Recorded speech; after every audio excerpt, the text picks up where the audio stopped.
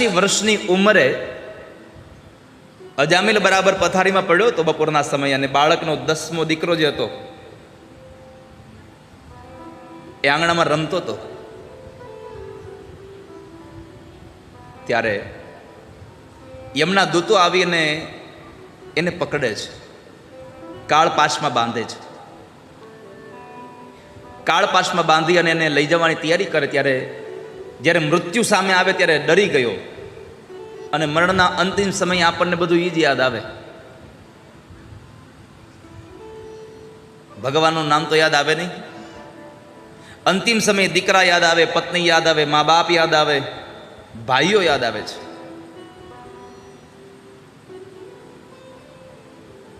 એટલે યમના દૂતોને જોઈ અને અવાજ કર્યો પોતાના દીકરાને, નારાયણ નારાયણ નારાયણ. 3 વખત અવાજ થયો, નારાયણ નારાયણ. આંગણામાં રમતો તો એ નારાયણ ન આવ્યો, પણ વૈકુંઠવાળા ભગવાન નારાયણે પોતાના પાર્ષદો મોકલી આપ્યા છે કે જાઓ અજામિલને છોડાવી આવો કાળપાશના એ બંધનમાંથી, એમના દૂતોના બંધનમાંથી ને છોડાવી લાવો. ભગવાનના પાર્ષદો આવીને યમના દૂતોને કહે છે આપ ઇસે છોડ દીજીએ. ભગવાનના દિવ્ય પાર્ષદો આવીને ઉભા રહ્યા છે કાળપાશોની સાથે, યમના દૂતો સાથે વાદ કરે, સંવાદ કરે છે. આ દ્રશ્ય પડ્યો પડ્યો પથારીમાં એ અજામિલ એને જોવે છે, અને અજામિલ આ જોઈ રહ્યો છે આ કોણ છે, ભગવાન જેવું આ કોણ છે. અને અંતે પાર્ષદોએ કહ્યું કે એમને છોડી દો તમે. કેમ?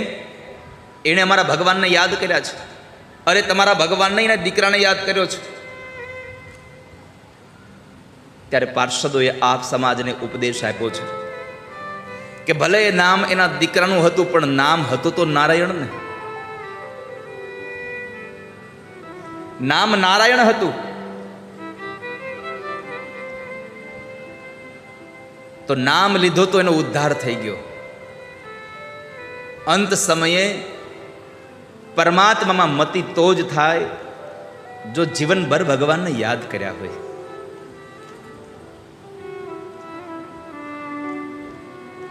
એક બાપા બીમાર પડ્યા, ડોક્ટરને બોલાવ્યા.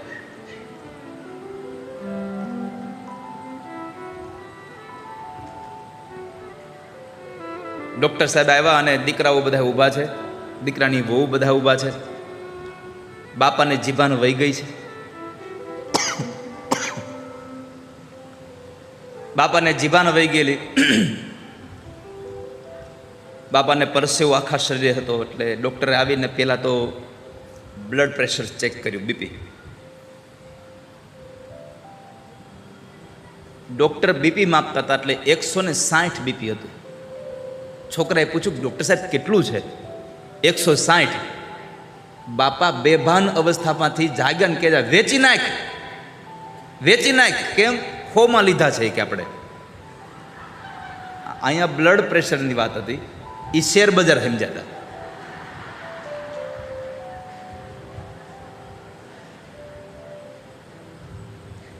અંત સમયે પ્રભુ તો યાદ આવે જો જીવનમાં પહેલેથી ભગવાનને યાદ કર્યા હોય.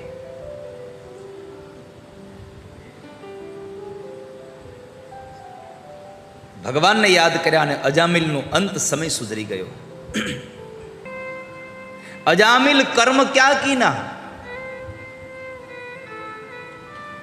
નહીં કછું દાન ભી દીનહા. ક્યારે એને દાન નહોતું આપ્યું, પણ એકમાત્ર કેવળ નારાયણ નારાયણ નામ બોલાઈ ગયું અને અંતિમ વેળા સુધરી ગઈ. દીકરાનું નામ નારાયણ હતું એટલે વેળા સુધરી ગઈ, બાકી પિન્ટુ હોત તો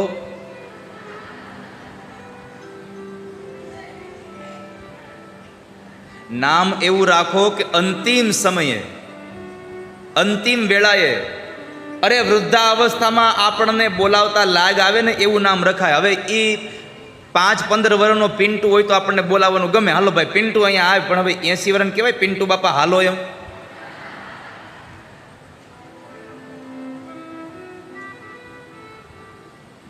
સાચું કેજો બેનું, કહેવાય કોઈ દી પિન્ટુ બાપા હાલો એમ?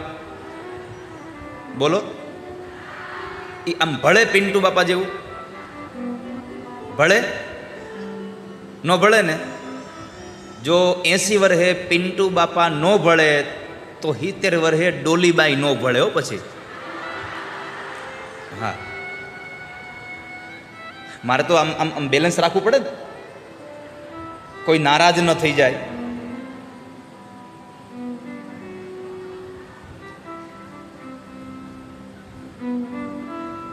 નામનો મહિમા છે વાલા ભક્તો. નામ લિયા ન સબ લિયા સભી શાસ્ત્ર કા ભેદ, બિના નામ નર કે ગયા પડ પડ ચારો વેદ. જેણે નામ લીધું એનો ઉદ્ધાર થયો છે આ સંસારમાં. નામનો મહિમા બતાવ્યો. પરમાત્માના નામનું કવચ રાખજો. ઇન્દ્રને પરમાત્માના નામનું કવચ હતું. જ્યારે વિશ્વરૂપના પિતા ત્વષ્ટાએ વૃત્રાસુરની ઉત્પત્તિ કરી અને એ વૃત્રાસુર જ્યારે ઇન્દ્રની હારે યુદ્ધ કરતો હતો અને ઇન્દ્રને હાથી સહિત વૃત્રાસુર પોતાના પેટમાં ગળી ગયો છે. ભાગવતમાં કથા છે. એટલું મોટું વિશાળ સ્વરૂપ ધારણ કર્યું કે ઇન્દ્રને પોતાના પેટની અંદર ગળી ગયો. પણ ભગવાન નારાયણના નામનું કવચ હતું એટલે ઇન્દ્રએ પોતાના વજ્ર વડે વૃત્રાસુરનું પેટ ચીરી બહાર આવ્યો છે અને બહાર આવી અને પોતાના હાથમાં રહેલા દધીચી ઋષિના અસ્થિમાંથી બનાવવામાં આવેલું જે વજ્ર છે એ વજ્ર દ્વારા વૃત્રાસુરનો વધ કર્યો છે, એનો ઉદ્ધાર કરી દો. કેમ? ભગવાનનું નામનું એનું કવચ હતું. એટલા માટે નારાયણ કવચ રાખજો, પરમાત્માના નામનું કવચ રાખજો, તો જીવન ધન્ય બની જશે. અને એ વૃત્રાસુર જેની વૃત્તિ અસુર છે, વૃત્રાસુર છે. ગયા જન્મનો ચિત્રકેતુ રાજા. 1 કરોડ રાણીઓ હતી. 1 કરોડ રાણીઓનો અર્થ છે ચિત્રકેતુને પોતાની વિચારધારાઓ, પોતાના સંકલ્પ વિકલ્પ અનેક હતા એટલે 1 કરોડ રાણીઓ બતાવી. અને એ વૃત્રાસુર ભગવાનનો પરમ ભક્ત. એમણે મૃત્યુના સમયે ભગવાનને પ્રાર્થના કરી, હે ભગવાન, મને એટલી કૃપા કરજો. આ સંસારમાં 4 વસ્તુઓ માગવામાં આવે: ધર્મ, અર્થ, કામ અને મોક્ષ. 4 વસ્તુઓ જ્યારે પરમાત્મા પાસે માગવામાં આવે તો ધર્મની અંદર શું માગશો? આ દુનિયાનો સૌથી સારામાં સારો ધર્મ કયો? એક જ ધર્મ છે અને એ ધર્મ શરણાગતિ.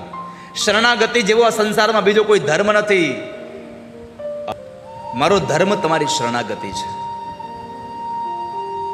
મારો અર્થ, આ સંસારમાં ભગવાનના ભક્તની સાચી સંપદા શું? ભગવાનનો ભક્ત પરમાત્મા પાસે કોઈ ધન ન માગે, ધનમાં એક જ વસ્તુ માગે, ભક્તિ. પ્રભુ દ્યો તો મને ભક્તિ દેજો. ભગવાનના નામનું નાણું એવું છે કે જેમ તમને કોઈ દી ખર્ચો તો ખૂટે નહીં અને ચોર કોઈ દી લૂંટે નહીં. અને ભીડ પડે આવે કામ. આ સંસારમાં જ્યારે દુઃખ આવે ત્યારે પૈસો કામ આવે છે? ભગવાનનું નામ જ યાદ આવે છે.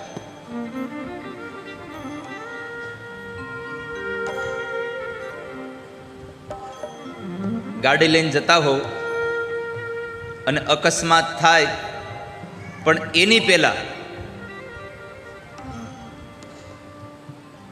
તમારી નજર સામે જેની સાથે તમારો અકસ્માત થવાનો છે ત્યાં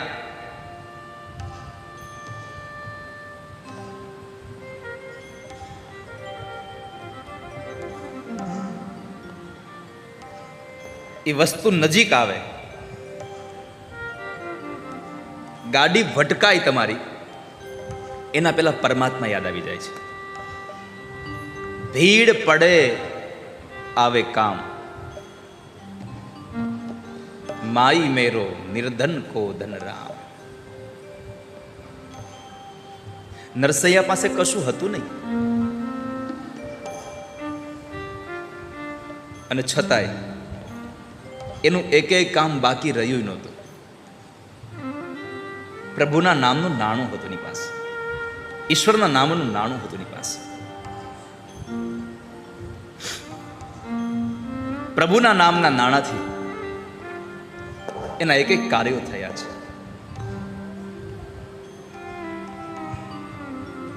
દ્રઢહીન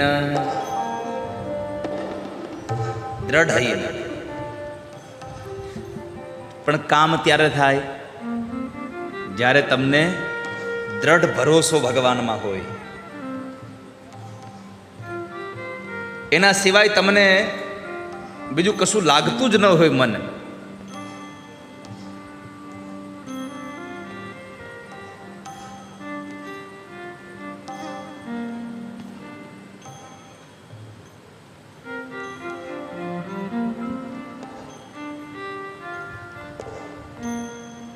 પરમાત્મા જ્યારે મનમાં લાગી જાય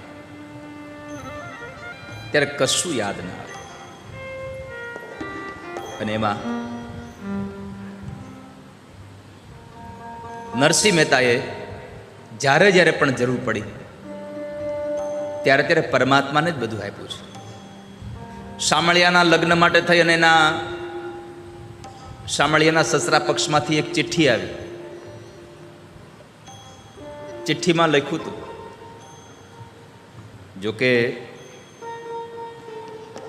નરસિંહ મહેતાએ તો ચિઠ્ઠી વાંચી નથી હો, લખનારાઓ એમ લખે છે.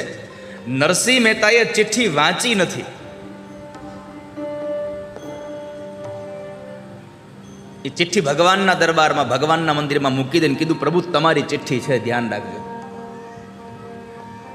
તમારું છે બધું, પ્રભુ અમારું ક્યાં કાંઈ છે.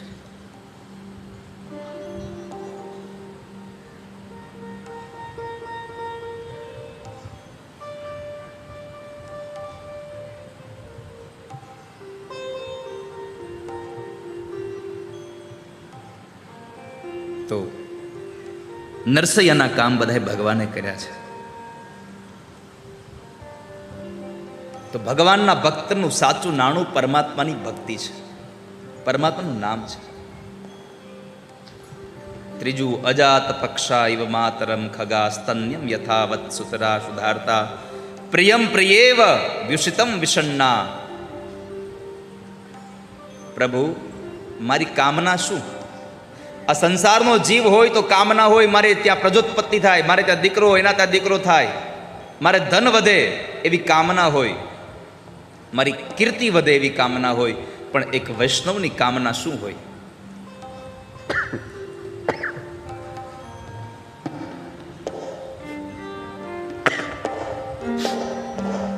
એક વૈષ્ણવની કામના, પ્રભુ તમારું દર્શન થાય મને.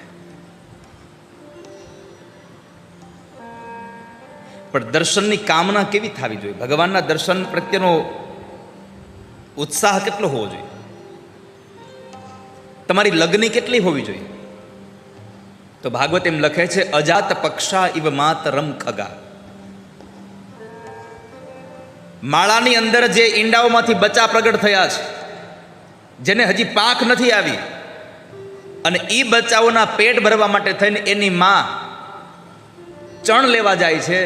જે માં ચણ લેવા ગઈ છે એ માની રાહ જોવાની, જે બચ્ચાની જે આતુરતા છે, જે બચ્ચું એની માની રાહ જોવે છે, સવારથી લઈને સાંજ સુધી પેલી ગાય વાછડાને મૂકીને જતી રહી છે. અને લગ્ન થયાના તરત જ જે સ્ત્રીનો પતિ કમાવા માટે પરદેશ વયો જાય અને 5-7 વર્ષ પછી જ્યારે પતિ આવતો હોય એની રાહ જોતી હોય પત્ની, એમ જેમ પેલું પાંખ વગરનું બચ્ચું, જેમ ગાય વગરનું વાછડું એની માની રાહ જોવે, અને જેમ પત્ની પોતાના પતિની રાહ જોવે, એમ તમે આતુરતા દર્શાવો ને તો મારો ઠાકોરજી દર્શન આપે, નકર દર્શન નહીં આપે. તમને આતુરતા જ હોવી જોઈએ કે મને પ્રભુના દર્શન થાય, મને હરિના દર્શન થાય. પ્રભુના દર્શન વગર ન થાય. કામનાઓ છે, પ્રભુ મને તમારા દર્શન થાય. અને છેલ્લા શ્લોકમાં મોક્ષની વાત આવે, પણ મોક્ષ તો સ્વજનો ભગવાનના ભક્તો માગે જ નહીં. હરિના જન તો મુક્તિ ન માગે, માગે જન્મો જન્મ અવતાર, નિત કીર્તન સેવા ઓછવ નિરખવા નંદ કુમાર. પરમાત્માની પાસે મુક્તિ ન માગે ભગવાનના વૈષ્ણવો. અમને તો જન્મો જન્મ અવતાર આપજો, અને અવતાર આપો તો એવો આપજો કે કદાચ માણસ ન બનાવો તો કાંઈ વાંધો નહીં, પશુ બનાવજો, પણ પશુ બનાવો તો એટલી કૃપા કરજો પ્રભુ, તમારા સત્સંગી હોય ને એના ઘરના આંગણે બંધાવજો, જેથી કરીને એનો સત્સંગ સાંભળીએ તો અમારું જીવન પણ ધન્ય થઈ જાય. અમને દરેક જન્મમાં સત્સંગ થાય. ભવે ભવે યથા ભક્તિ પાદયોસ્તવ જાયતે. દરેક યુગમાં અમને તમારામાં મન લાગેલું રહે, દરેક યોનિમાં અમે તમને યાદ કરતા રહીએ, એવી કૃપા કરજો ભગવાન. આ 4 શ્લોકની સ્તુતિ વૃત્રાસુરે બતાવી, એ કથા બતાવી. 6મ સ્કંદ પછી 7મ સ્કંદની કથામાં એક 7 વર્ષનો પ્રહલાદ અને 100 વર્ષની તપશ્ચર્યા કરી એમણે માના ઉદરની અંદર, અને 100 વર્ષની તપશ્ચર્યા એના પિતા હિરણ્યકશિપુએ કરી મંદરાચલ પર્વત ઉપર. અને બ્રહ્માજી પ્રગટ થયા, વરદાન માગ્યું, ન રાતે મરું ન દિવસે મરું, ન ઘરમાં ન બહાર, ન આકાશમાં ન ધરતીમાં, ન લીલાથી ન સુકાથી, ન અસ્ત્રથી ન શસ્ત્રથી, ન માણસ ન પશુ, બ્રહ્મા તમારું સર્જન મરે મારી ન શકે એવું વરદાન માગ્યું. અને પછી વરદાનના ભાવને લઈ અને પોતે બધા લોકોને ત્રાસ આપી રહ્યો છે.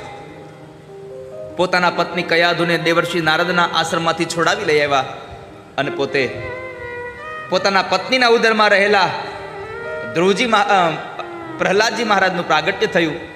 અને એ પ્રહલાદજી મહારાજ ભગવાનના અનન્ય ભક્ત હતા, મોટા થયા, આશ્રમની અંદર ભણવા બેસાડ્યા. આને નારાયણ સાથે વેર હતું. કોને? હિરણ્યકશિપુને, કારણ કે એના ભાઈ હિરણ્યાક્ષને માર્યો હતો. સહોદરને મારવાનું વેર લેવું હતું, એટલે કોઈને નારાયણનું નામ લેવા દેતો નહોતો. પણ એનો દીકરો જ પ્રહલાદ નારાયણ નારાયણ કરતો હતો. આ દુનિયાનો નિયમ છે, જેને કોઈ ન પૂગે ને એને એનું બરાબર છે ને.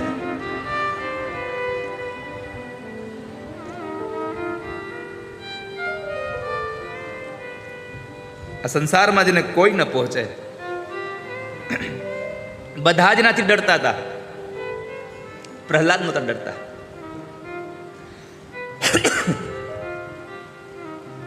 પ્રહલાદને વારંવાર નારાયણનું નામ લેતા લેતા જોઈ ગયા.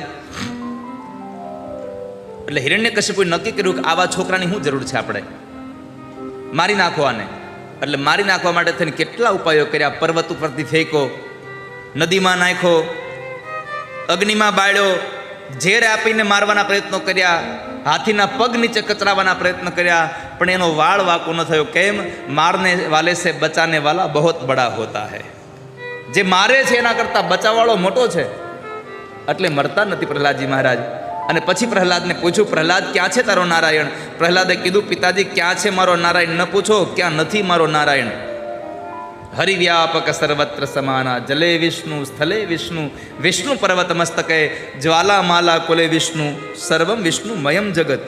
આ દુનિયામાં અત્ર તત્ર સર્વત્ર પરમાત્મા વ્યાપક છે, પ્રભુ વ્યાપક છે. વૈશાખ મહિનાની અંજવાળી 14, અને બસ આવો સંધ્યાનો કાળ થતો આવતો હતો. પ્રહલાદને બોલાવીને પૂછ્યું, પ્રહલાદ ક્યાં છે તારો નારાયણ? આ સ્તંભમાં છે તારો નારાયણ? આ સ્તંભમાં છે તારો નારાયણ શબ્દ સાંભળ્યા એટલે પ્રહલાદે કીધું, પિતાજી તમને નથી દેખાતો? તમને નથી દેખાતો?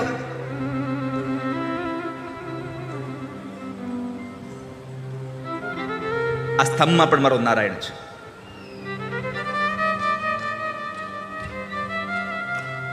આ સ્તંભમાં પણ મારો ભગવાન છે. અને ત્યારે આવેશમાં આવીને હિરણ્યકશિપુ પોતાની ગદાને લઈ અને એકદમ પ્રહાર કરવા માટે દોડે છે. ગદાનો સ્પર્શ હજી સ્તંભને થાય, એમના પેલા સ્તંભ ફાટે છે અને એના અંદરથી ભગવાન નરસિંહનું પ્રાગટ્ય થયું છે. બોલીએ નૃસિંહ નારાયણ ભગવાન કી. જેમ એક બાજ પોતાના શિકારને પકડે એમ શિકારને પકડી લઈ હિરણ્યકશિપુને અને લઈ જાય છે ઉપાડીને ઉમરામાં, પોતાની ગોદમાં રાખી. અને હિરણ્યકશિપુને પ્રશ્ન કર્યો કે જોઈ લે હિરણ્યકશિપુ, તે માગ્યું એમાંથી કઈ ઓછું તો નથી ને? ન રાતે મરું ન દિવસે મરું, અત્યારે સંધ્યા કાળ છે, ન ઘરમાં ન બહાર, તું ઉમરામાં છો, નથી આકાશમાં નથી ધરતીમાં, મારી ગોદમાં છો. તે કીધું તું માણસથી નહીં, પશુથી નહીં, જોઈ લે મારું શરીર, નથી હું માણસ, નથી પશુ. ભગવાને નખ બતાવીને કીધું આને લીલા પણ ન કહેવાય, સૂકા પણ ન કહેવાય, અસ્ત્ર પણ ન કહેવાય, શસ્ત્ર પણ ન કહેવાય. અને બ્રહ્માએ મારું સર્જન નથી કર્યું, મેં બ્રહ્માનું સર્જન કર્યું છે.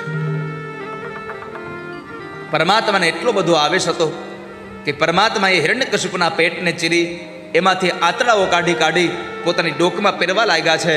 અને જ્યારે હિરણ્યકશિપુનો ઉદ્ધાર કર્યો ત્યારે દેવતાઓએ પુષ્પના ટોપલા સાથે ભગવાનને વધાવી અને પરમાત્માનો જય જયકાર કર્યો. બોલીએ નરસંગ નારાયણ ભગવાન કી.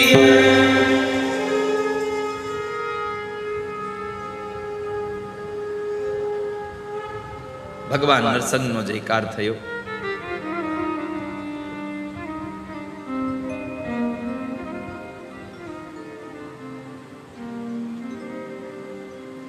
દેવતાઓએ ભગવાનની સ્તુતિ કરી છે.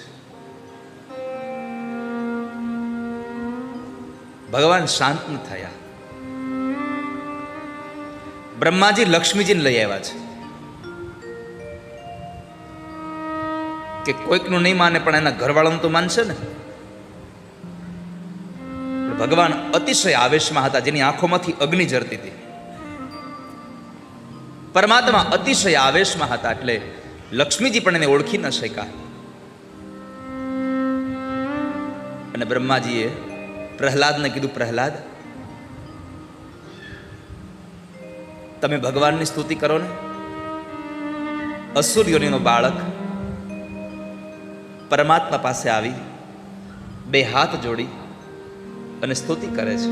પ્રભુ, મેં સાંભળ્યું છે નથી તમે રૂપથી પ્રસન્ન થતા, નથી તમે ધનથી પ્રસન્ન થતા, ન તમે ઐશ્વર્યથી પ્રસન્ન થનારા છો, ન તમે બળથી, ન તમે યજ્ઞથી પ્રસન્ન થનારા છો. મેં સાંભળ્યું છે કેવલ પ્રાર્થનાથી પ્રસન્ન થનારા છો. હું તમારી પ્રાર્થના કરું છું. બ્રહ્માદિક દેવતાઓ તમારી સ્તુતિ ન કરી શકે તો હું તો પામર જીવાત્મા છું, રાક્ષસને ત્યાં જન્મેલો છું, શું આપની સ્તુતિ કરું? આપ શાંત થાવ. ભાગવતમાં બહુ બધા ભક્તોએ સ્તુતિ કરી છે, પણ સૌથી વધારે જો લાંબામાં લાંબી કોઈની સ્તુતિ હોય તો કેવલ પ્રહલાદની સ્તુતિ છે. કારણ પ્રભુ ક્રોધમાં હતા, ક્રોધને શાંત થતા વાર લાગે. પ્રહલાદે સ્તુતિ કરી છે, બહુ લાંબી સ્તુતિ છે. પ્રહલાદની સ્તુતિથી માત્રથી ભગવાન પ્રસન્ન થયા અને એમને વરદાન માગવા કહ્યું. વરદાનમાં પ્રહલાદજી મહારાજ એટલું માગ્યું, મારા પિતાશ્રીને તમારું ધામ મળે, તારા માટે પ્રહલાદ માગી લે. તો પ્રહલાદ એટલું કીધું, પ્રભુ તમારે આપવું હોય તો એટલું આપો કે મને જીવનમાં કોઈ જગ્યાએ અપેક્ષા ન રહે. પ્રહલાદે કીધું, મારા જીવનમાં અપેક્ષાનો અંકુર ક્યાંય પડ્યો હોય તો એને મૂળમાંથી કાઢી અને નાખી દો. મારા જીવનમાં અપેક્ષા ન રહેવી જોઈએ, મને અપેક્ષા ન જોઈએ. પરમાત્મા પાસે વાલા ભક્તો માગો ને તો અપેક્ષા ન રહે એવું માગજો. માગું તો પ્રભુ તમારી ભક્તિ માગું, પણ આપણે તો માગવાનો વારો આવે એટલે પહેલો વહેલો પૈસો માગીએ. એ ભગવાન પૈસો આપજો, સારું મકાન આપજો, આ બધું માગા કરીએ. આવું બધું ઓછું માગજો. માગવું હોય તો પરમાત્મા પાસે ભક્તિ માગજો. જેવું ને તેવું માગશો ને તો આપી નહીં દે. અને નહીં આપેનું એક જ કારણ છે,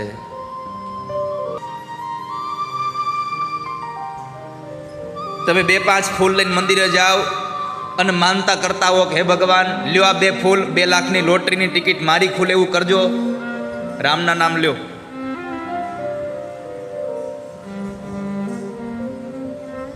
ઘણાની માનતા હોય આવી જ હોય, હે ભગવાન મારી ભેંસ જડી જાહે ને તો 1 ડબ્બો તેલ ચડાવે. હનુમાનજીને માનતા કરી હોય, મારી ભેંસ મળી જાહે તો 1 ડબ્બો તેલ ચડાવે. હનુમાનજી ગણતરી કરે, આની 50,000ની ભેંસ ગોતી દઉં તો એ 1500નો ડબ્બો આપે. 48,500 ખોટ જાય.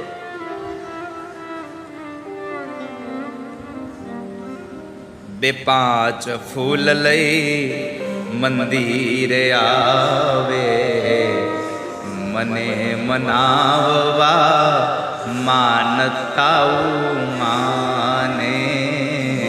બે પાંચ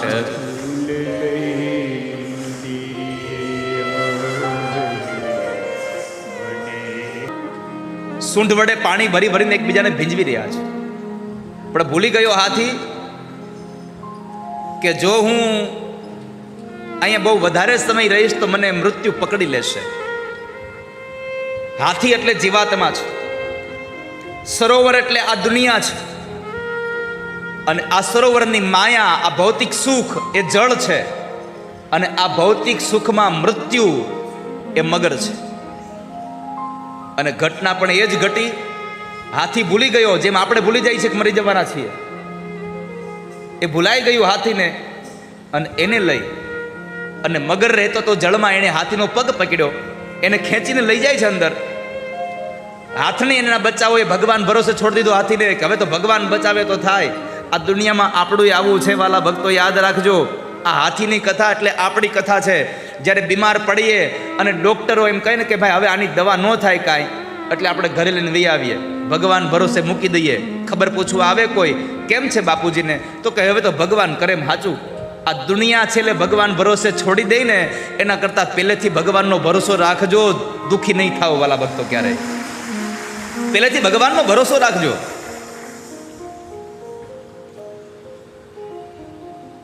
અને હાથીએ એ જ થયું. હાથને છોડી દીધો, બાળકોએ છોડી દીધો. અને જ્યારે પોતાના એક પછી એક અંગ ડૂબવા લાગ્યા અને જળમાં છેલ્લે સૂંઢ બારી છે, શ્વાસ રૂંધાવાની તૈયારીઓ થઈ રહી છે, અને ત્યારે પરમાત્માને યાદ કર્યા છે. ભગવાનને અંતરથી યાદ કર્યા. અને આ દુનિયામાં જે માણસ પરમાત્માને અંતરથી યાદ કરે એની બાજુવાળો બેઠો બેઠો સાંભળે કે ન સાંભળે એની ખબર નથી, પણ પરમાત્મા સાંભળે છે. મારો ભગવાન ઠાકોરજી સાંભળે છે. અહીંયાથી એક અંતરમાંથી નાદ થાય ને, એ કદાચ તમારો અવાજ તમને એમ લાગે કે આ મંડપની બહાર નથી ગયો. ભાવ વગરનો અવાજ કરો તો મંડપની બહાર પણ ન જાય, અને ભાવ સાથે ખાલી મનમાં અવાજ કરો ને તો દ્વારિકા મારા ઠાકોરજીના કાનમાં સંભળાઈ જાય. શબ્દ હતા બે જ ખાલી, હરિ. હરિ શબ્દમાં હ બોલે ને ત્યારે ભગવાન દ્વારિકામાં હતા, અને રી શબ્દ પૂરો થયો ત્યાં તો પરમાત્માએ ઝુંડનું મસ્તક કાપી નાખ્યું હતું. हरि को पुकारने में करी को लगी देर, करी को उवारने में हरि को न लगी देर. આ જીવ ભગવાનને બોલાવવામાં મોડું કરે છે, પણ બોલાવ્યા પછી પરમાત્મા આવવાનું મોડું નથી કરતા. હા, કસોટી કરે કદાચ, પણ કસોટી કરે તો એમાં થાકી ન જવું વાલા ભક્તો.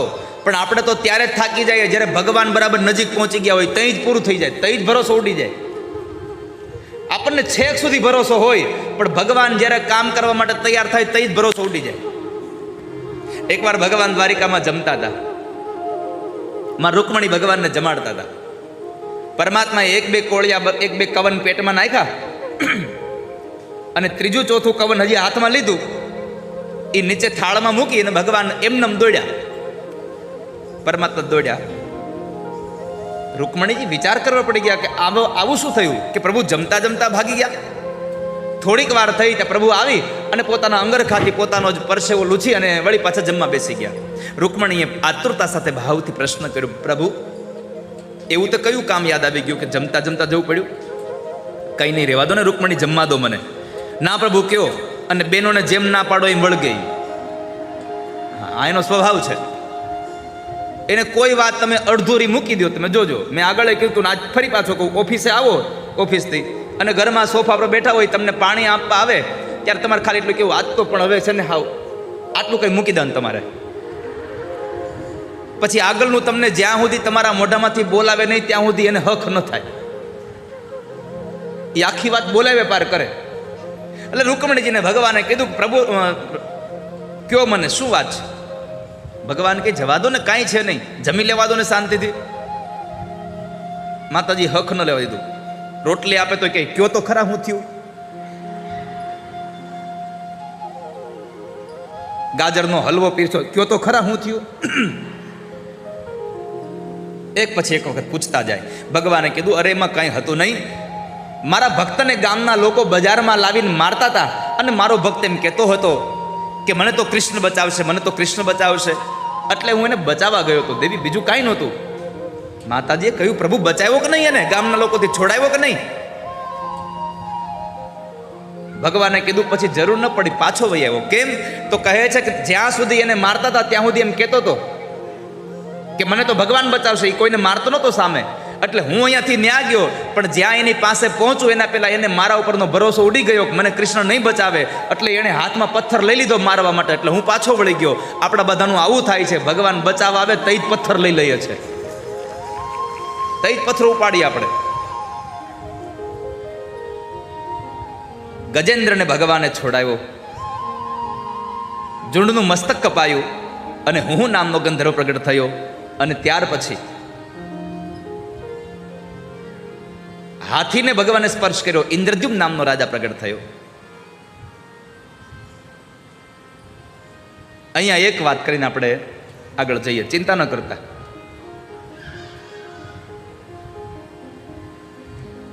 ટેકનોલોજી કેટલી છે.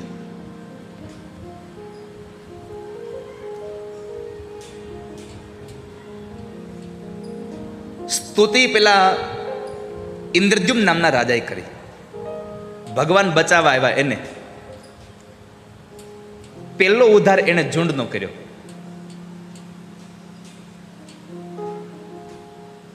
પહેલો ઉદ્ધાર એને ઝુંડનો કર્યો. અને ત્યારે રાજાએ પ્રશ્ન કર્યો, પ્રભુ બોલાવ્યા મેં, સ્તુતિ મેં કરી, આવ્યા મારા માટે, પહેલો ઉદ્ધાર તમે એનો કેમ કર્યો? ભગવાને બહુ સુંદર જવાબ આપ્યો છે. વાલા ભક્તો યાદ રાખજો. પરમાત્માએ કહ્યું કે રાજા, મારો ધર્મ છે, મારી સેવા પૂજા કરે, મારી સ્તુતિ કરે, મારા પગ પકડે, એનો ઉદ્ધાર કરવું એ તો વાત બરાબર છે. પણ મારો નિયમ છે કે મારા પગ પકડનારના પગ પકડે એનો પહેલો ઉદ્ધાર કરવાનો મારે. તહ શુચિ રલંકૃત. આવેલા બ્રાહ્મણોને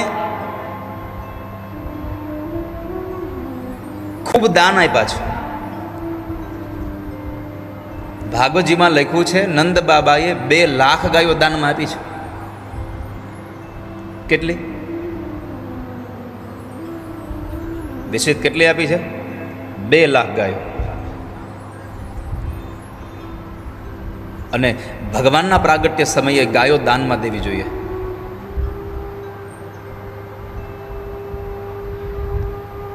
પણ ખાલી ગાયો દાનમાં દેવી છે આટલું સાંભળીને સંકલ્પ ન કરી લેવો, હાલો આપણે ગાય દાનમાં દઈ દઈએ. પેલા જાણવું કેવી રીતે આપવાની હોય દાનમાં.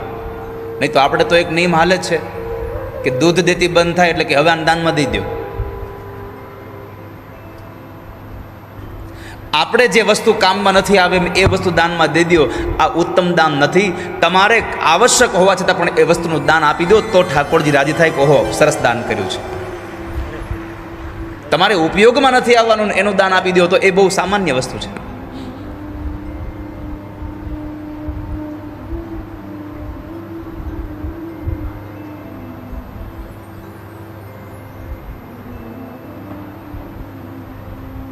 ગાયોને દાનમાં આપવી હોય, નંદ બાબાએ શણગારીને સ્નાતઃ શુચિ રલંકૃત, ગાયોને શિંગડા સોનાથી મઢીને, રેશમી કપડાથી આચ્છાદિત કરીને નંદ બાબાએ ગાયો દાનમાં આપી છે.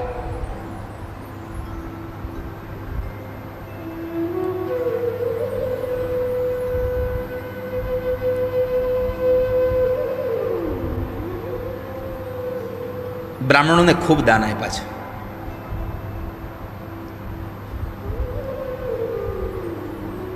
બ્રાહ્મણોને દાન આપ્યા, એમાં બ્રાહ્મણો એટલા આનંદિત હતા.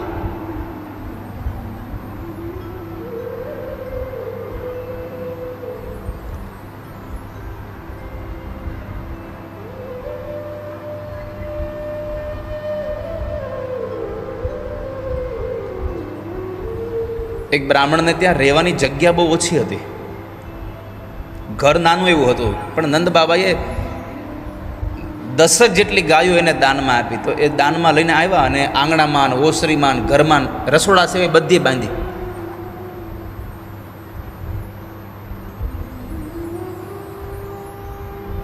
એમાં બરાબર ગોરાણીમાં આવ્યા ઘરે, જ્યાં જોવે ત્યાં તમે જુઓ નકરો ગાયો છે. ગોર બાબા બેઠા હતા ઓસરીના કોરે, કીધું આ શું છે બધું? આ અહીંયા બધી ગાયો બાંધી. અરે ઘરમાં હોતે છે. અરે તો આપણે છોકરાઓને જાવું ક્યાં? અરે પણ આ દાનમાં મળી, એટલે કે દાનમાં મળે લઈ લેવાનું. ગાયો દાનમાં મળી છતાં પણ એને આનંદ ન થયો. પણ જ્યારે ખબર પડી કે આ ગાયો મને નંદ બાબાએ આપી છે, અરે નંદ બાબા આપે તો થોડું આપણે લઈ લેવાનું હોય. અરે પણ સાંભળ તો ખરા, શું કામ આપી છે? નંદ બાબાના ઘરે દીકરાનો જન્મ થયો એટલે આપણને ગાયો દાનમાં આપી છે. ગાયો દાનમાં આપી એનું સુખ નહોતું, પણ નંદ બાબાના ઘરે દીકરો જન્મો એ વાતને લઈને ગોરાણીના મોઢા પર હાસ્ય આવી ગયું હતું. હું નંદ બાબાની ઘરે દીકરો જન્મો છું?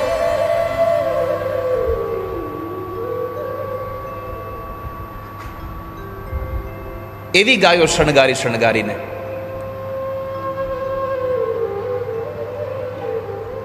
બ્રાહ્મણોએ સંતાન ગોપાલના પાઠ કર્યા છે. કેટલાય ગ્રંથોમાં લખ્યું છે કે એક બ્રાહ્મણ રોજ સવારમાં ઉઠી અને પોતે નિત્ય કર્મ કરી અને યમુનાના કિનારે જઈ અને સંતાન ગોપાલના પાઠ કરતા. પોતાના ઘરે સંતાન નહોતું એટલે સંતાન ગોપાલના પાઠ કરતા હતા. પણ જ્યારે નંદ બાબાના ઘરે ભગવાનનું પ્રાગટ્ય થયું, દીકરાનો જન્મ થયો, આ સમાચાર સાંભળ્યા ત્યારે આંખમાંથી અશ્રુની ધારા વહી ગઈ અને એટલું બોલ્યા, આજ મારા પાઠ મને ફળ્યા. કેમ? તો કહે છે કે જ્યારે સંકલ્પ કરતા ને ત્યારે પોતાના ઘરે દીકરો થાય એના માટે નહીં, નંદ બાબાના ઘરે દીકરો થાય એના માટે સંતાન ગોપાલના પાઠ કરતા હતા. સુંદર મજાના પાઠ કર્યા. સૌ મંગલ્ય ગિરો વિપ્રાહ સૂત માગધ વંદિનઃ. બધાને બોલાવીને સંતાન ગોપાલના પાઠ કર્યા. અને ભગવાન આવે અને પછી શણગારીએ નહીં તો કેટલા મોટા મહેમાન છે. આ થોડા સામાન્ય મહેમાન છે. અખિલ બ્રહ્માંડના નાયક સ્વયં પોતે મહેમાન બનીને આવે છે. મારે તો અહીંયા જેટલા લોહાણા સમાજના લોકો બેઠા છો ને બધાને કહેવું છે કે ગઈકાલે ઠાકોરજીનું પ્રાગટ્ય થયું છે. ભગવાન આપણી આ કથાના માધ્યમથી આપણે ત્યાં અહીંયા પ્રગટ થયા છે અને હવે કથાના 2 દિવસ બાકી રહ્યા છે. જો બની શકે ને તો રાજકોટમાં જેટલા લોહાણા સમાજના ઘર છે એ બધાના ઘરે 2 દિવસ મુખ્ય દ્વાર ઉપર એક તોરણ બનાવીને બાંધજો. 2 દિવસ ઠાકોરજીને થાય કે મારું સ્વાગત બરાબર થયું છે. ભલે ને કથા અહીંયા છે પણ આનંદ તો આપણા અંતરમાં છે કે અમારા ત્યાં ભગવાનની કથામાં ઠાકોરજીનું પ્રાગટ્ય થયું છે.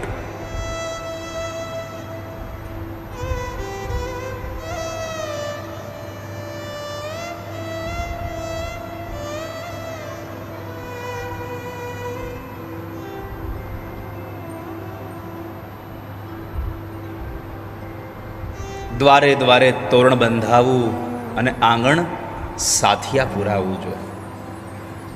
પરમાત્મા આવ્યા છે તો આપણે એને સાથિયા પુરાવીએ, એને રંગોળી કરીએ, તોરણ બાંધીએ.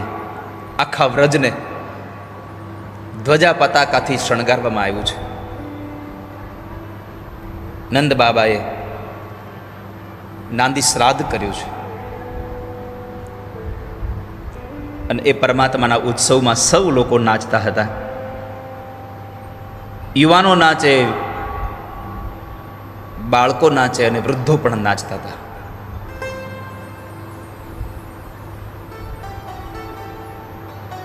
કોઈને કોઈની કઈ આમ તમે જુઓ પડી જ નહોતી. હું અહીંની વાત નથી કરતો, હું એ સમયની વાત કરું છું કે જ્યારે નંદ બાબાના આંગણે ભગવાનનું પ્રાગટ્ય થયું અને સૌ લોકો નાચતા હતા ત્યારે જરાય પોતાની કે મારો બાજુવાળો શું કહેશે.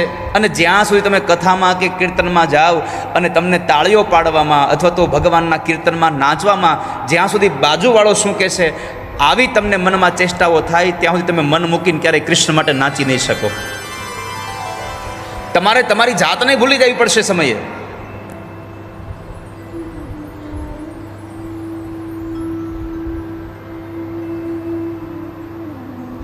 અને જ્યારે ભગવાનમાં પ્રીત જાગી જાય, જેને ભગવાન હારે તાર જોડાઈ જાય, જેને ભગવાન હારે સુર જાગી જાય, એને વાલા ભક્તજનો પછી આ સંસારની કોઈ પણ વ્યક્તિની ટીકાઓ કે શું, એની પ્રશંસા શું, એની કંઈ પડી જ નથી હોતી.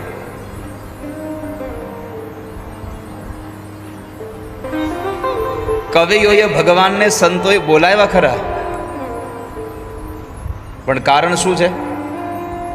એક જ કારણ છે, મારા પૂરા કરવા કોડ, અમને હસીને બોલાવો, અમારો કોડ પૂરો થાય મનનો, એટલી જ અમારી તમારી પાસે અપેક્ષાઓ છે.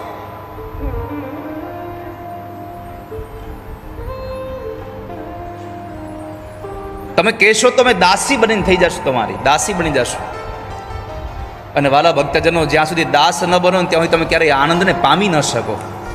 તમને મજા બધીએ શેઠ બનવામાં આવશે. આનંદ મેળવવો હોય તો દાસ બની જાઓ. શેઠ બનશો તો મજા આવશે કે મારી નીચે કેટલા લોકો કામ કરે છે, પણ દાસ બનશો ને તો આનંદ મળી જશે. કારણ દાસ થવામાં જે આનંદ છે એ શેઠ થવામાં નથી. એટલે તો વૃત્રાસુરે કહ્યું, દાસાનું દાસ હો, મને દાસનો દાસ બનાવો.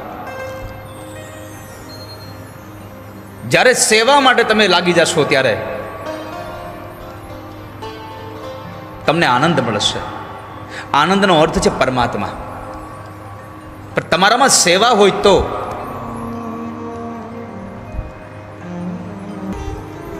હું તમે કહેશો તો દાસી બનીને રહીશ તમારી. ભગવાન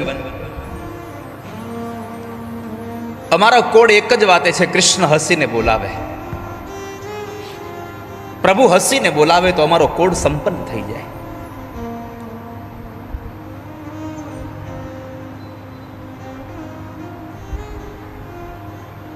માં યશોદાનું એ સૌભાગ્ય,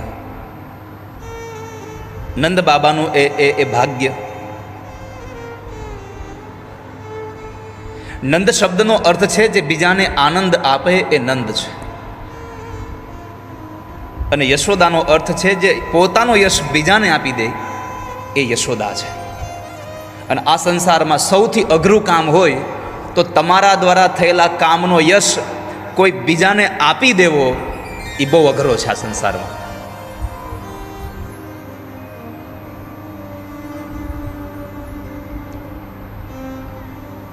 શું ભાગ્ય હશે યશોદાનું.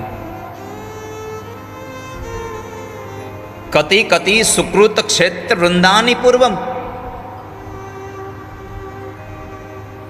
હે યશોદા, કિમ બ્રહ્મસ્તવામ યશોદે. હે યશોદા,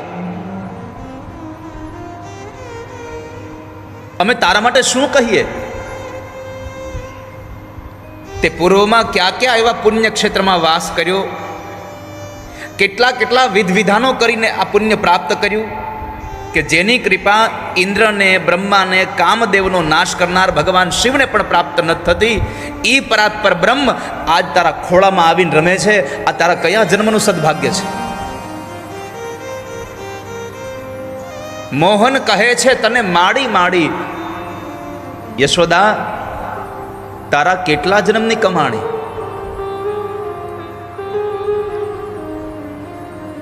તે કયા જન્મમાં પુણ્ય કર્યા છે આવા કે તને આજે ભગવાન માં કહીને બોલાવે છે?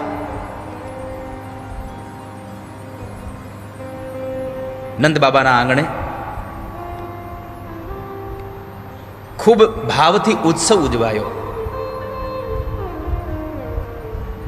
અને એ ઉત્સવમાં સૌ લોકોએ આનંદ કર્યો. પરમાત્માનું પ્રાગટ્ય શા માટે? તો ગીતાજીનો એક શ્લોક ગાવાનો આનંદ થાય.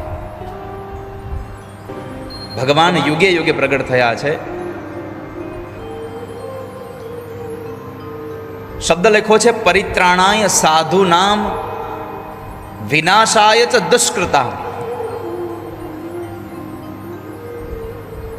દુરીજનોનો નાશ કરવા ભગવાન નથી આવ્યા, સજ્જનોની પીડાને હરવા માટે પરમાત્મા આવ્યા છે. ગૌસ્વામી તુલસીદાસજી મહારાજે લખ્યું કે ભગવાન રામનું પ્રાગટ્ય થયું હોય કે ભગવાન કૃષ્ણનું પ્રાગટ્ય થયું હોય, એ કેવળ ને કેવળ સજ્જનોના હરહું કૃપા નિધિ સજ્જન પીરા. એવું નથી કીધું કે દુરીજનોનો નાશ કરવા માટે પરમાત્મા પ્રગટ થયા છે, સજ્જનોની પીડામાંથી એને મુક્ત કરવા માટે પરમાત્મા પ્રગટ થયા છે. કોઈ પણની પીડા હોય એ પીડામાંથી મુક્ત થવા માટે તમે સમજો કે કોઈ દુરીજનનો નાશ થાય ભગવાનના હાથે તો ખાલી સજ્જનની પીડા મટી એવું નથી હો, એ દુર્જનને ભગવાનના હાથે મોક્ષ મળી ગયો. રાવણને ભગવાન મારે તો કેવલ પ્રજા સુખી થાય, હિરણ્યકશિપુને ભગવાન મારે તો પ્રજા સુખી થાય એવું નહીં. પ્રજાને સુખ તો મળ્યું, પણ હિરણ્યકશિપુને પરમાત્માના હાથે મળવાનું સૌભાગ્ય પ્રાપ્ત થઈ ગયું. પરમાત્માએ એનો પણ ઉદ્ધાર કરી દીધો. ક્યોંકि ભગવાન મારે ઉસકા ભી ભલા, ભગવાન બચાએ ઉસકા ભી ભલા. બંને પક્ષે પરમાત્માનો ન્યાય સરખો છે. આપણી દ્રષ્ટિમાં ભેદ છે કે ભગવાને એકને માર્યો અને એકને ઉગાર્યો. ભગવાન બધાને ઉગારી રહ્યા છે સંસારમાં.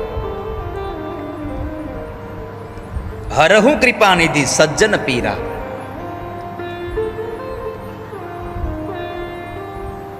અને એ ઠાકોરજીના ઉત્સવમાં 3 દિવસ સુધી સૌ લોકોએ આનંદ કર્યો.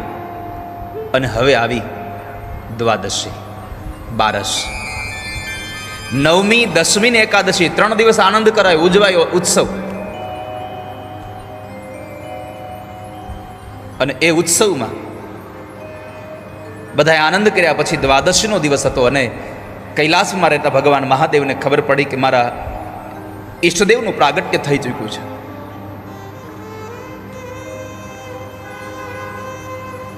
પરમાત્મા શિવના ઈષ્ટદેવ એટલે ભગવાન બાલ સ્વરૂપ.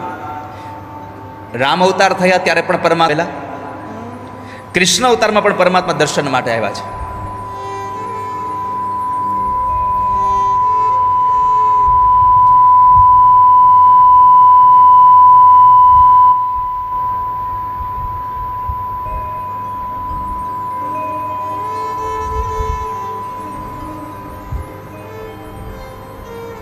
જ્યારે જ્યારે ભગવાન શિવ માં ભવાનીને કથા કરવા બેસે ત્યારે ત્યારે મંગલાચરણ કરે ને મંગલાચરણમાં ધ્યાન કોનું ધરે? બાલ સ્વરૂપનું.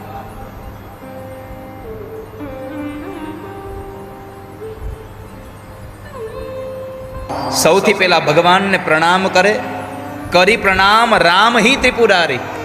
ભગવાન રામને પ્રણામ કરી અને પછી પોતાની કથાનો પ્રારંભ માં ગિરિજાને સંભળાવે. પરમાત્મા સંભળાવી રહ્યા છે. અને એ ભગવાન શિવને ઈચ્છા થઈ કે મારે કૃષ્ણના દર્શન કરવા છે. પણ હવે કૃષ્ણના દર્શન કરવા તો અત્યારે તો બાળક નાનું છે, હજી તો 4 જ દિવસ થયા છે, શેરીમાં તો હોય નહીં. ભગવાન બહુ નક્કી કરી રહ્યા છે કે મારે જાવું કેમ. નંદી આદિ ગણોએ કીધું પ્રભુ અમને સાથે લેતા જજો. ભગવાને કીધું કે આપણે બધા એક સાથે જશું તો કોઈને દર્શન નહીં થાય, એટલે પહેલાં હું જઈ આવું પછી તમને માર્ગ બતાવું, એ માર્ગે તમે જજો એટલે તમને દર્શન થઈ જશે. નંદી આદિ ગણો માની ગયા, પણ શેષનાગ હતા એણે કીધું કે મને તો હારે લઈ જ જાઓ. ભગવાને કીધું પણ હું આવું પછી તમને બતાવીશ માર્ગ, જાજો તમે. પણ શેષનાગે કીધું કે ના, મને સાથે અત્યારે જ લઈ જાઓ, કારણ કે મારે એ જોવા આવવું છે કે જે નારાયણ મારા આ શરીરની પથારી કરી અને સમુદ્રમાં સૂવે છે, એ નારાયણ આજે ઘોડિયામાં કેવા લાગે છે મારે એને જોવા છે, પારણિયામાં કેવા દેખાય છે, મને જોવા માટે લઈ જાઓ. ભગવાન મહાદેવ એક જોગીનું રૂપ લઈ અને ગોકુળમાં પ્રવેશ કર્યો છે. ગોકુળમાં ચાલતા હતા અને એમાં એક ગોપીએ ભગવાનને બરાબર નમસ્તે કર્યા. બાબા નમસ્તે.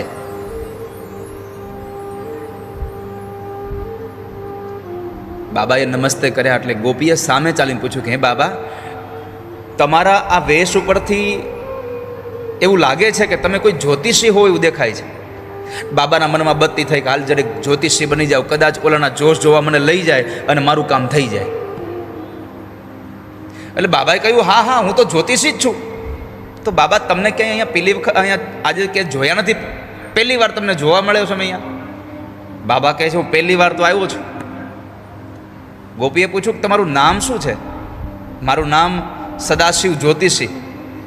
તો હે બાબા, અમારી યશોદામાની ઘરે એક દીકરાનો જન્મ થયો છે, તમે એના જોશ જોઈ દેશો? બાબાના મનમાં માંડ્યા લડ્ડુ ફૂટવા કે જોતું તું ને જડી ગયું.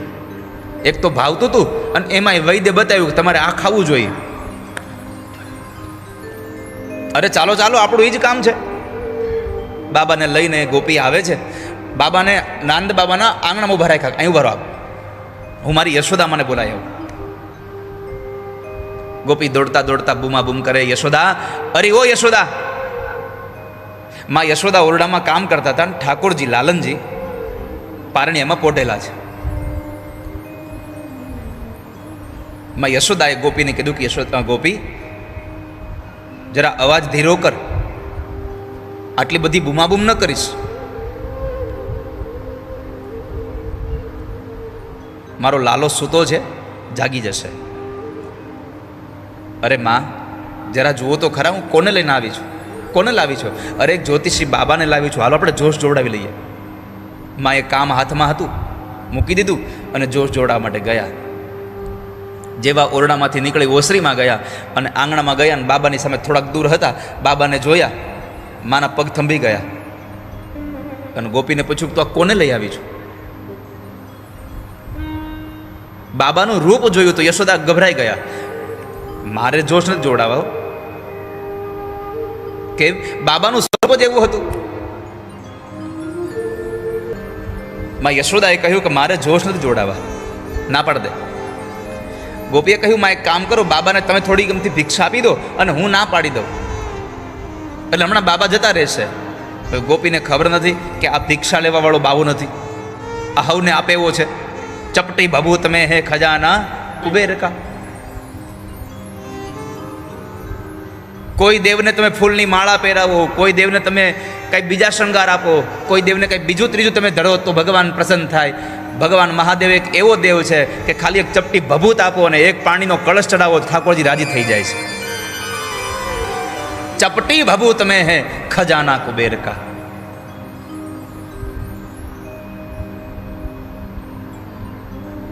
એક બીલી પત્ર એક પુષ્પમ એક લોટા જલ કી ધાર, દયાલુ રેજ કે દેત હે ચંદ્રમૌલી ફલચાર.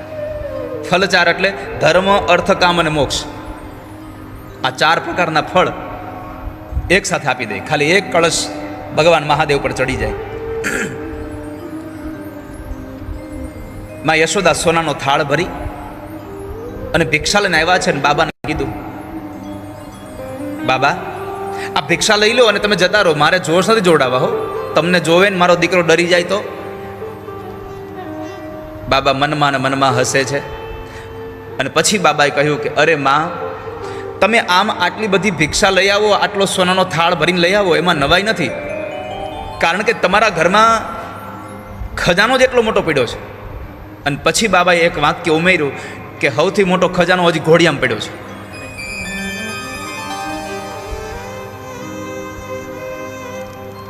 પણ ભગવાન મહાદેવના મુખમાંથી એનો વિચાર એક હતો ને, એ સાંભળવા જેવો છે. વાલા વૈષ્ણવો, આપણે કોઈ કામે આવ્યા હોઈએ અને એના બદલામાં આપણને કંઈક મોટો લાભ થઈ જાય એમ હોય તો આપણે લાભ લઈને વયા જાય, કામ મૂકી દઈએ, પડતું ભાઈ જે થયું થયું, આપણને તો લાભ થઈ ગયો ને. પણ અહીંયા ભગવાન મહાદેવની આ કથા આપણને બતાવે છે કે ભગવાન શિવના દર્શન માટે આવ્યા હતા અને માં યશોદા સોનાનો થાળ ભરીને આપે છતાં ના પાડી અને એટલું કીધું. ભગવાન મહાદેવનો વિચાર એટલો સાંભળવા જેવો, એટલો સમજવા જેવો છે. ભગવાને કીધું કે માને કહી દઉં કે મારે તારી ભિક્ષાની જરૂર નથી, મારે તારા છોકરાના દર્શન કરવા છે. સત્ય જે છે એ કહી દઉં તમને. કેમ? તો કહે છે કે જ્યાં કપટ હોય ને કૃષ્ણ કોઈ દી મળે નહીં તમને વાલા ભક્તો. જ્યાં કપટ હશે ને કૃષ્ણ પ્રાપ્ત નહીં થાય. ના ચાહીએ તેરી દોલત દુનિયા ઓર ન કંચન માયા, अपने लाल का दर्श करा दे मैं दर्शन को आ